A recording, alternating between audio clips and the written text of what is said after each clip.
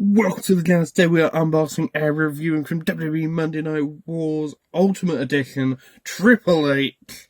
Just to go over the back here, what's supposed to look like. It's got the Monday Night Wars logo there, and it's got a picture of him in the gear there. We will try and recreate that image at near the end of the video.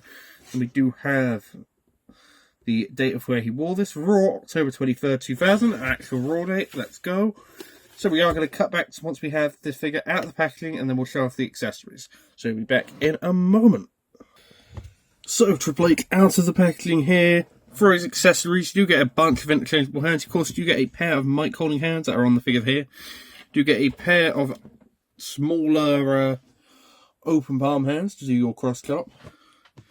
You do get a pair of taped fists, which have the little white tape there, which is always my main complaint about Mattel. They don't put the white tape there enough. They don't fill in the gaps. Sometimes they just be cheap. But it does have it on this one. My main complaint, first of all, why has he got a weird hand here? Why isn't the other hand like that hand? Bugs me. That's going to bug me. But head sculpt here is pretty good. For your other interchangeable head sculpts, you do get like a smirking Triple H face there. And you do get like a pissed off mid-match screamy head there.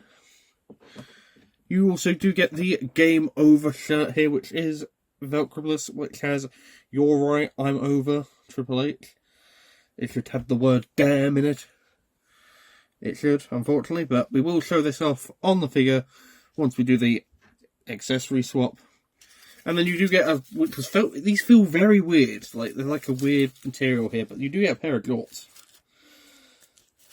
It's like very weird material, very stretchy. But rather than that, before we put this on, let's go over the articulation. Decent ab crunch here by the Triple H. Butterfly joints move back, forward, up and down, all around. A bit tight, but still pretty good. Double jointed arms on the arms here. Game on the back. The game on the front. The exact right gear, exact correct colour.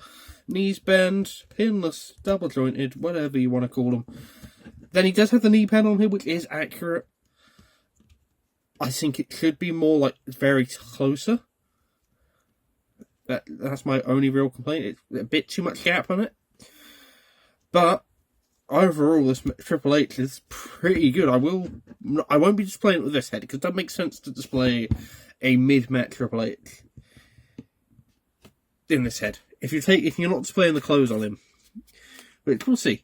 But we will cut back to once we have the gear on him, and we will change the head sculpt to the other bund head sculpt. We'll be back in a moment. So that's 5 minutes of my life I'm not getting back, trying to get these trousers on and this shirt on. Because, of course, all Velcro-less, all looks pretty cool, to be fair. I do have it posed how it is on the back of the packaging. It's alright, to be fair. I more likely won't be displaying it like this. Maybe, maybe not. How I'm more likely to be displaying it is if I take the hands out. I have him hold, and find a sledgehammer, of course, but have him hold this water bottle. Get him like a microphone or something. Actually, I do have a microphone that we can use. Just quickly grab this. This video's already going on 4 minutes. I ain't gone to do the other heads and the comparison yet. There we go. That's more likely how I'll have this display displayed. Have him with a more microphone. Maybe get the world title around his waist to cover the shirt. But overall, man, this Triple H is fantastic. It's just a pain getting these trousers on and off. If you do want a Triple H wrestling gear, which everyone's very dusty after saying that. But change the other bun head, and then we will go and show off what it looks like with the other head with the other accessories. So overall, man, this other head's pretty cool. I do prefer the plain Jane head because this one's a bit meh. It does look cool though. So we will cut back to our final shot, which will be without the gear on, without the water bottle, Triple H. We'll do our comparisons, and then I'll give you my final thoughts overall.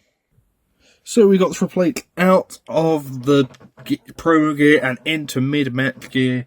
And man, this looks way better. This looks way better than what I thought it would. For your comparisons, of course, we do have Kurt Angle, the Ultimate Edition Kurt Angle. So I figure I would still defend. I think they chose the same torso here, but a bit flatter on the chest part. You've got to have Triple H's partner, Stephanie McMahon, here. And then for your last Triple H comparison, I've gotten the Legend Series 20. I put a sledgehammer with that. And overall, man, this figure is fantastic. I will do a quick head swap between these two, just to see if I do prefer that other head. Because I do love that Legend Series 20. Okay. It's not as bad as I thought it would look. If I move Stephanie here. Does look okay. It does, of course, have the toe articulation, which is very annoying to sort out with. I'm glad it's there, though. Then, for anyone that wanted to know, see what this other Triple H head looks like with the Legend Series 20. Put that to the side there. Put the Legend Series Triple H there. And, oh, okay. That looks pretty cool. Like, he's just about to go after Chris Jericho or something like that. But overall, man, this Triple H, Monday Night Wars Triple H is very good. I would suggest picking it up if you don't have it already. Because I know I'm a bit delayed in my videos of these. Monday Night Wars and all that. But overall, man, fantastic Triple H. I would suggest picking it up. I'll give it 10 out of 10. Nothing else really for me to say, except if you did enjoy this video, if you can, like, comment, subscribe. If you haven't done so already, that'd be fantastic. And I will see you all in the next video. Thank you and goodbye.